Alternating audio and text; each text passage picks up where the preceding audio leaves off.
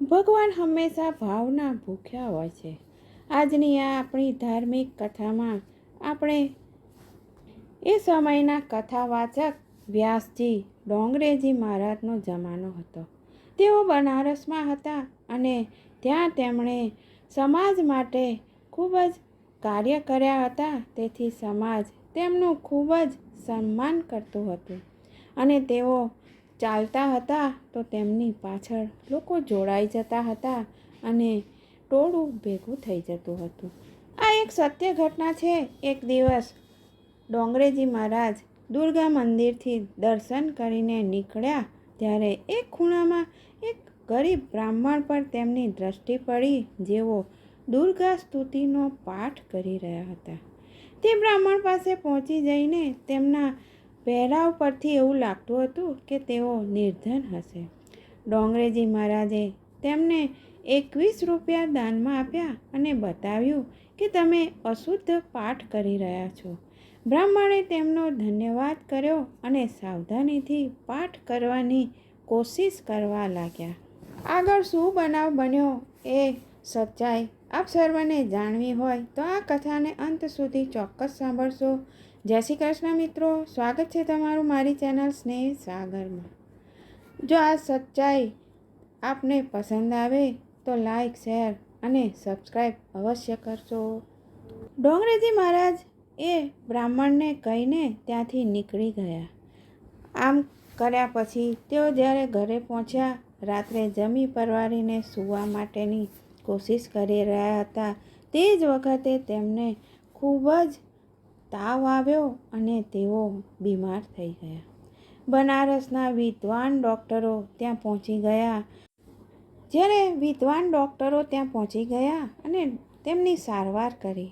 સવારમાં તેમને ઊંઘ આવી ગઈ, પરંતુ 4 વાગે તેઓ ઉઠી જાય છે અને બેસી ગયા. પરંતુ તેમને પોતાના અનુયાયીઓને કહ્યું કે તેમને દુર્ગા માતાના મંદિરે જવું છે. તેમણે પોતાની ઈચ્છા પ્રકટ કરી. એક નાની મોટી ભીડ સાથે ડોંગરેજી મહારાજ મંદિર પહોંચ્યા. ત્યાં જે જગ્યાએ પેલા બ્રાહ્મણ બેઠા હતા ત્યાં બેસીને તેઓ પાઠ કરી રહ્યા હતા. ડોંગરેજીએ તેમને પ્રણામ કર્યા અને કહ્યું કે તેઓ તેમના બતાવ્યા પ્રમાણે પાઠ કરે છે કે નથી કરતા. એ વૃદ્ધ કથાવાચકે તેમને માથું હલાવીને હા પાડી કે હા પંડિતજી, તમે જે પ્રમાણે વિધિ બતાવી તે પ્રમાણે જ હું પાઠ કરું છું.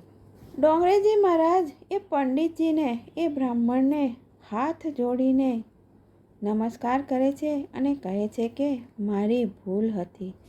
જ્યારે મેં તમને કીધું કે તમે અશુદ્ધ પાઠ કરો છો, ત્યાર પછી હું ઘરે ગયો ત્યારે મને ખૂબ જ તેજ તાવ આવ્યો અને ત્યારે મને ભગવતી દુર્ગા માતાએ સ્વપ્નમાં દર્શન આપ્યા. તેઓ ક્રોધિત હતા અને બોલ્યા કે તમે તમારું કામ કરો અને પોતાનાથી મતલબ રાખો. મંદિર પાસે જે ભક્ત બેઠા છે તેઓ પ્રેમથી મારો પાઠ કરે છે. તમે એમના દિમાગમાં શુદ્ધ પાઠ કરવાની ઝંઝટ નાખી દીધી. હવે તેઓ જે ભાવથી પાઠ કરે છે તે પહેલાંના કરતાં તે ભાવ લુપ્ત થઈ ગયો છે. તેઓ રોકાઈને સાવધાનીપૂર્વક વાંચી રહ્યા છે. જાઓ અને તેમને જઈને કહો કે જેઓ પહેલાં જેવી રીતે પાઠ કરતા હતા તેવી રીતે જ પાઠ કરે, જેમાં એમનો ભાવ ભરેલો છે.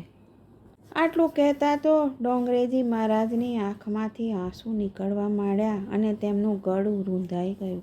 તેમણે તે બ્રાહ્મણને પ્રણામ કર્યા અને કહે છે કે મહારાજ, મારી આટલી ઉંમર વીતી ગઈ પાઠ કરતાં કરતાં, માની ભક્તિ કરતાં કરતાં, પરંતુ તેમની એક ઝલક મને આજ સુધી ન દેખાઈ અને કોઈ જૂનું પુણ્ય હતું કે જેનાથી મને તમારા દર્શન થયા અને તમારા દ્વારા જગતજનની મા દુર્ગાના મને દર્શન થયા અને તેમને મારા સ્વપ્નમાં આવવું પડ્યું, જેનાથી હું ખૂબ જ કૃતજ્ઞ થઈ ગયો છું.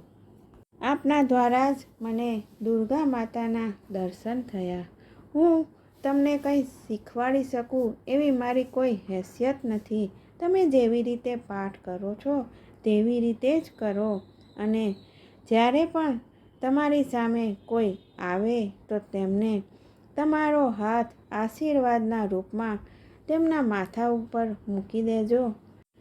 આમ ભગવાન ભાવના ભૂખ્યા હોય છે, ન તો જાહો જલાલી કે આડંબરના. જય શ્રી કૃષ્ણ. ફરી મળીશું આવી નવી અવનવી વાતો સાથે.